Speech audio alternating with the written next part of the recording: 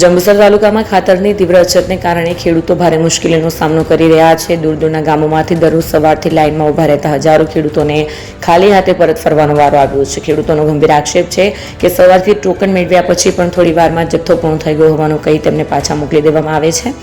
રાતોરાત ખાતરનો જથ્થો ક્યાં ગાયબ થઈ જાય છે તે અંગે સવાલ ઉઠાવી ખેડૂતોએ વિતરણ વ્યવસ્થાની નિષ્પક્ષ તપાસની માંગ કરી છે. આ મામલે પૂર્વ ધારાસભ્ય કિરણસિંહ મકવાણા અને ભરૂચ જિલ્લા કિસાન કોંગ્રેસના પ્રમુખ નવીન પટેલે ખેડૂતોના પાકને નુકસાન થાય તે પહેલા તાત્કાલિક પૂરતો જથ્થો ઉપલબ્ધ કરાવવા અને વિતરણ પ્રક્રિયા પારદર્શક બનાવવા સરકાર તથા તંત્ર સમક્ષ ઉગ્ર રજૂઆત કરી છે.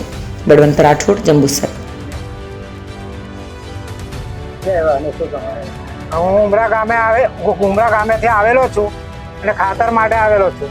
સવારના અહીંયા છે પણ ખાતર અત્યારે મળ્યું નથી ને આ લોકો દુકાન બંધ કરીને નાહી ગયા છે. હવે એમના માટે શું કરવું આપણે? એ કશું કહેતા નથી અમને અને ખાતર વેચે છે તો અમને જાણ બી નહીં કરતા. તો અમારે કેવી રીતે ખાતર મેળવવું? અને અત્યારે ગોડાઉનમાં બી ખાતર છે પણ ખાતર આપતા નથી. તમે જોયું ખરું કે ગોડાઉન? હા, જોયું છે, ખાતર છે ગોડાઉનમાં અને તમારો વિડીયો જોયો છે તે વિડીયોમાં બતાવે છે કે ગુણો છે ખાતરની.